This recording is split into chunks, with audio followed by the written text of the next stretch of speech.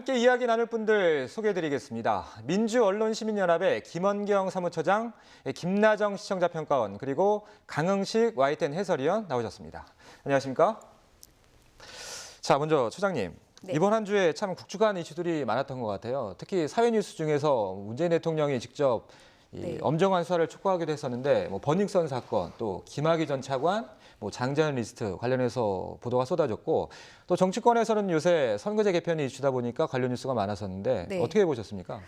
사실 모든 내용이 국민들이 반드시 알아야지 되는 주요한 사안이었다고 생각을 해요. 그런데 예. 너무 뉴스가 많다 보니까 뉴스가 뉴스를 덮는다라는 그런 이야기들도 많고, 그래서 무슨 뉴스가 터지면 이거 음모 아니야? 이거 뭔가 덮으려고 하는 거 아니야? 이런 그렇죠. 시청자들의 의견이 나올 정도예요. 그런데 제가 보기에는 하나하나가 다 매우 중요한 뉴스이고요. 예. 다만 뉴스가 선정적으로 흐를 경우에 흥미 위주로만 소비되고 정말 그 사안이 해결되는 데는 도움이 되지 않을 수가 있습니다. 그래서 모든 내용이 선정적이지 않고 그 뉴스의 본질에 천착하는 그런 뉴스들이 많이 나와서 국민의 알 권리를 충족시켜줬으면 좋겠다 이렇게 생각합니다. 예. 네.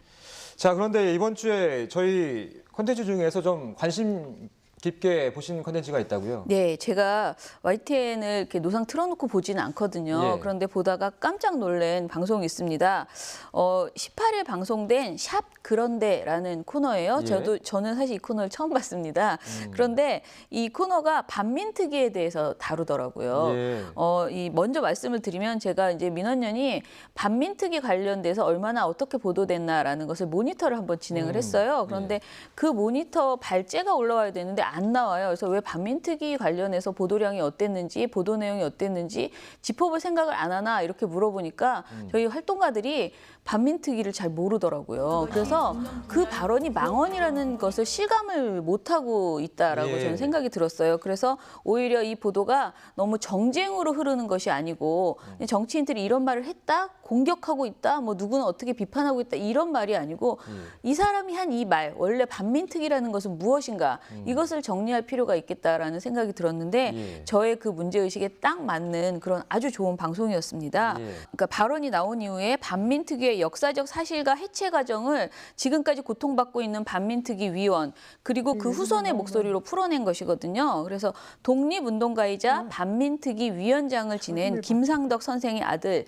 김정육 옹이 인터뷰에 나오시고요. 그리고 반민특위 당시 조사관이었던 고 정철용 선생의 인터뷰, 그러니까 과거 인터뷰겠죠. 그 인터뷰를 두 개를 이렇게 잘 편집한 이런 내용이었습니다. 반민특위의 의미와 활동, 당시 위원들의 의지를 생생하게 드러냈고요. 이승만 정부가 당시 어떻게 회유를 하고 이 반민특위가 방해되었는지 그 습격과 와해된 과정 이런 것들을 잘 그려냈습니다. 이 두 선생의 인터뷰와 제작진의 자막이 잘 이렇게 어우러져서 사건의 전개를 보여주는 방식이 굉장히 극적이었습니다. 특히 이 내용을 보면요, 1990년대까지도 독립운동가 서훈 대상에 오르지도 못했던 김상덕 선생의 가족의 고통이 잘 그려져 있어요. 그리고 김상덕 선생이 월북을 하셨대요. 그런데 월북했다는 이유로 연자제가 적용돼서 이 아드님이 생계조차 어려웠던 그 삶을 호소하시고요. 그리고 국민에게 맡겨준 친일 청산의 의무를 다하지 못해서 미안하다라고 하는 그 정철용 조사관의 사과가 이렇게 나옵니다. 이걸 보면 역사적 진실을 밝혀주는 것이 얼마나 중요한가라는 생각을 감동적으로 느낄 수 있습니다. 그래서 제가 보기에 이런 내용들이 좀 더 많아졌으면 좋겠다. 논란이 되고 있는 그 사안, 논란의 공방, 정치 공방을 전하는 것이 아니고 그 본질을 이렇게 제대로 짚어주는 보도가 나왔으면 좋겠다 생각했습니다. 지금 보신 이 그런데가 사실은 전 개인적으로는 제 동기가 제작하는 구성물이거든요. 그래서 저도 개인적으로 관심 갖고 지켜보고 있는데 저희 YTN이 12월 초에 이제 개편을 했고 거기에 맞춰서 새로 시작한 구성물이잖아요. 좀 계속해서 좀 좋은 반응이 나오고 있는 것 같아요. 예, 첫 방송이 지난해 이제 10월이었고요. 처음으로 그 채택한 아이템이 그 고양시에서 있었던 그 저유소 화재 사고였습니다. 당시 그 외국인 근로자가 날려보낸 그 풍등의 불씨가 저유소에 옮겨 붙으면서 일어난 그 어처구니 없는 화재 사고였는데요. 그 첫 방송에서는 그 이면을 좀 들여다봐가지고 그거보다는 오히려 그 화재의 근본적인 원인은 관리 부실에 있었다. 그런 메시지를 담은 그런 영상물이었습니다. 그래서 이 샵 그런 데는 이렇듯 그 이슈의 이면을 들여다보고 그를 전달하는 그런 것을 목적으로 그렇게 기획된 영상 구성물입니다. 그래서 앞으로도 뭐 이슈의 그 이면 그리고 본질에 다가가는 그런 다양한 아이템을 찾아서 방송하도록 하겠습니다. 예. 자, 김나정 평가원님 이번 주 어떤 뉴스, 잘한 뉴스로 꼽으셨나요? 네, 저는 지난 13일에 보도됐던 SK케미칼 가습기 살균제 유해성 보고서 은폐 의혹과 관련된 보도를 꼽아봤습니다. 네, 과거 가습기 살균제의 유해성이 의심되는 연구 보고서의 은폐 사실을 밝혀내서 시청자들에게 유익한 정보를 전달한 기사인데요. 국민들이 품고 있을 의구심과 또 해결되지 못했던 부분에 대해서 명확하게 취재하고 보도해준 지점이 있어서 잘한 뉴스로 선정했고요. 또 살균제 관련 과거 SK케미칼의 은폐 사실을 짚어주는 것, 또 보도의 구성면에서 시청자들에게 이해도를 높여줄 수 있었다고 생각됩니다. 또 차후 국회 개정안 발의 진행 상황 등 사건과 관련해서 필요한 정보들을 구체적으로 잘 전달해줬다고 생각됩니다. 예. 자, 그럼 지금 꼽아주신 잘한 뉴스 어떤 내용인지 먼저 함께 보시겠습니다. 지난 2016년 국정조사에서 SK케미칼 대표가 이 문건이 없다고 진술했습니다. 신지원 기자가 단독 보도합니다. SK케미칼은 1990년대 초반 가습기 메이트를 개발하는 과정에서 서울대학교 이영순 교수팀에 유해성 실험을 의뢰했습니다. 당시 연구팀은 6개월에 걸친 실험 끝에 가습기 살균제 성분으로 백혈구수가 변화하는 것으로 보인다며 추가 연구가 필요하다고 판단했던 것으로 확인됐습니다. 하지만 SK케미칼은 제품 출시를 강행했고 2016년 유해성 논란이 불거지자 국정조사에서 연구보고서 제출을 요구받았습니다. 2016년 당시 김철 SK케미칼 대표는 국정조사에 증인으로 출석해 관련 문건을 찾지 못했다고 진술했습니다. 연구소에 지금 현재 그 문서가 보관되어 있지 않고 또 저희도 그 문서를 보관하고 있지 않아서 전직 간부의 하드디스크에서 유해성 연구보고서 내용이 담긴 내부 문건이 삭제된 흔적을 발견한 겁니다. 검찰은 SK케미칼이 가습기 살균제의 유해성을 인식하고 해당 연구 보고서를 숨긴 것으로 의심하고 있습니다. 자, 지금 보도 내용 보셨는데 우리 사무처장님은 어떻게 보셨나요? 뭐 충격이죠. 사실은 저는 가슴이 굉장히 아픈 주제잖아요. 가습기 살균제 피해자가 분명히 존재하는데 도대체 가해자가 책임지는 사람이 없는 상황, 그리고 굉장히 오랫동안 쌓았는데 이 주제가 생각보다 언론에서 제대로 조명받지 못하고 그렇죠. 있는 주제예요. 그래서 굉장히 안타까웠는데 게다가 이게 거의 뭐 거짓말을 해왔었다라는 것이 지금 드러난 상황이어서 굉장히 충격적이고요. 이 관련된 내용이 좀 더 집중 보도됐으면 좋겠다. 그러려면 YTN에서 정말 내가 끝까지 한다.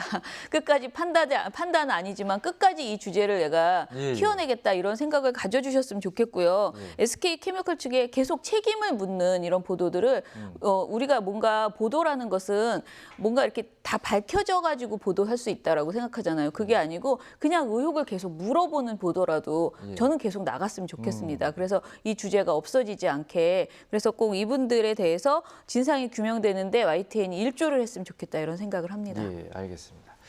자, 이 사실 보도 이후에 SK케미칼 부사장이 구속이 됐잖아요. 근데 제가 뭐 법조팀에서 취재를 많이 해봐서 아는데 사실 검찰 수사와 관련된 단독 보도가 쉽지 않거든요. 왜냐하면 이 피의사실 공표 문제가 걸려있기 때문에 항상 검찰에서 확인을 잘 안 해주거든요. 그래서 이번에 단독 취재하게 된 어떤 뒷얘기가 좀 있을 것 같아요. 예, 이 보도는 그 사회부 신주영 기자의 단독 보도였는데요. 처음에 그 SK케미칼 임원들에게 구속영장이 청구됐는데 그 혐의 내용이 증거인멸이었습니다. 증거인멸 혐의인데 뭐 물론 뭐 말씀하신 대로 그 어떤 증거인지 뭐 이런 것들이 나오지가 않는 거예요. 그래서 그 증거를 좀 알아봐야 되겠다. 이제 취재가 거기서부터 시작이 되는 거죠. 무엇을 없앤 건지. 그래서 피해자들, 뭐 피의자 측 변호인, 그다음 검찰까지도 같이 뭐 전방위로 취재를 시작을 한 거고요. 특히 2016년 8월에 국정조사 그 기록을 이제 찬찬히 들여다본 겁니다. 거기에 보면은 이제 초기에 연구 보고서가 있었다 이런 것이 있거든요. 그 연구 보고서가 그러면 그 내용은 무엇이며 어디에 있느냐 이제 그것을 집중 취재를 하면서 이 기사가 이제 완성이 된 것입니다. 사실 회사마다 다 집중해서 우리가 이 의제를 한다라고 하는 것들이 저는 좀 있었으면 좋겠다라고 생각을 하거든요. 근데 보통 이제 단독이나 뭔가 특종을 터트리면 그 이후부터는 그 주제를 좀 끌어가잖아요. 그래서 제가 아까 뭐 YTN이 좀 이 주제에 좀 천착해 주셨으면 좋겠다라고 말씀을 드렸는데요. 선택과 집중이 분명히 필요하다고 생각하고요. 그래서 모든 사안을 YTN이 다 해결할 수는 없지만 최소한 이 주제, 뭐 사회부에서 몇 개의 주제는 팀을 포기하지 않고 좀 끌어가는 이런 좀 집중력을 보여줬으면 좋겠다 싶습니다. 자, 이번에는 아쉬운 뉴스, 못한 뉴스 한번 꼽아보겠습니다. 사무처장님 어떤 뉴스 꼽아주셨나요? 지난 16일에 보도된 건데요. 정부 경제지표 개선 대 KDI 투자 둔화 보도를 꼽아봤어요. 정부는 생산과 투자, 소비 등 주요 경제지표들이 개선되는 모습을 보이고 있다라고 평가하고 있거든요. 그런데 한국개발연구원, 그러니까 KDI에서는 투자와 수출 부진을 중심으로 경기가 둔화되고 있다고 발표를 했습니다. 그러니까 각각 다른 주장이 나온 거죠. 그런데 다른 주장이 나왔다라고 보도하고 끝나버렸어요. 그럼 우리는 너무 궁금하거든요. 뭐야, 정부에서는 지금 잘 되고 있다, 잘 되고 있어 경제가 이렇게 얘기했는데 한국개발연구원이 수출과 그 투자와 수출 부진으로 지금 경기가 둔화됐다라고 얘기해버리면 이것을 YTN에서 전해주기만 하고 말아버리면 안 된다는 것이죠. 그러니까 요즘 유행하는 팩트 체크 그것을 하셨어야 된다라고 생각이 드는데요. 이 보도가 그것을 못하고 그냥 각각의 해석을 그냥 전해주는 그런 수준에 그쳤다. 그게 아쉬웠습니다. 예. 굉장히 중요한 말씀을 해주신 것 같고요. 자, 평가원께서는 어떤 내용 꼽아주셨나요? 아쉬운 뉴스로. 네, 저는 최근 정준영 씨 보도와 관련된 뉴스들을 꼽아봤는데요. 특히 지난 17일 보도됐던 정준영 죄의식 없이 상습 몰카, 피의자 나락 보도에서는 카카오톡 대화방 내용을 복원해서 다소 자극적이고 국민의 알 권리 차원을 넘어서 필요 이상의 제시라고 저는 생각이 됐습니다. 또 이 뉴스를 접하는 시청자들이 비단 성인뿐만 아니라 불특정 다수라는 측면에서 선정성 부분에서 적합하지 않다고 생각했습니다. 자, 요즘 뭐 사실 대부분 언론사에서 저희 YTN을 포함해서 고민일 것 같은데 관심이 많다 보면 관련된 뉴스가 집중이 되고 그렇다 보면 뭐 소위 TMI라고 하잖아요. 네. 뭐 쓸데없이 이제 넘쳐나는 정보들 그런 것까지 기사화가 되는 경우가 있는 것 같은데 소장님은 어떻게 보시나요? 저는 지금 김나정 평가원이 말씀하실 때 이제 어린이들도 보고 이런 얘기 하셨잖아요. 근데 특히 저는 YTN이 그걸 주의해야 된다고 생각을 하거든요. 이렇게 보면 은행에서도 그냥 막 틀어놓고 계속 있어요. 그래서 정말 불특정 다수가 언제든지 볼 수 있는 게 YTN이에요. 그러니까 별별 보도들이 다 나오고 있거든요. 다행인 것은 YTN은 아직 거기까지는 가지 않았다는 것입니다. 그렇지만 저는 이 선정적인 보도의 흐름을 멈추어야 되고요. 그러려면 YTN이 좀 더 선도적으로 좀 모범이 되는 보도를 보여줬으면 좋겠다. 그런 생각을 합니다. 자, 사실 어떻게 보면 뭐 버닝썬 사건도 그렇고 김학의 전 차관 성접대 의혹도 그렇고 또 장자연 씨 리스트 사건도 그렇고 어떻게 보면 좀 조심스럽게 다뤄야 하는 그런 공통점이 있잖아요. YTN을 좀 대표해서 해설위원께서 한 말씀 해주시죠. 예, 뭐 사실 저희는 이런 걸 하면 항상 그 회의를 통해서 어떤 그 가이드라인을 제시를 합니다. 그러니까 너무 선정적으로 흐르지 않도록. 그리고 우리 방송은 뭐 청소년들도 많이 보는 방송이거든요. 그렇기 때문에 그런 걸 감안해서 2차 피해가 또 발생되지 않도록 그런 걸 항상 강조를 하고 있습니다. 또 두 분이 지적하신 거는 뭐 전적으로 공감하고요. 제작하는데 그 반영하도록 하겠습니다. 알겠습니다. 자, 오늘 세 분 말씀 여기까지 듣겠습니다. 고맙습니다.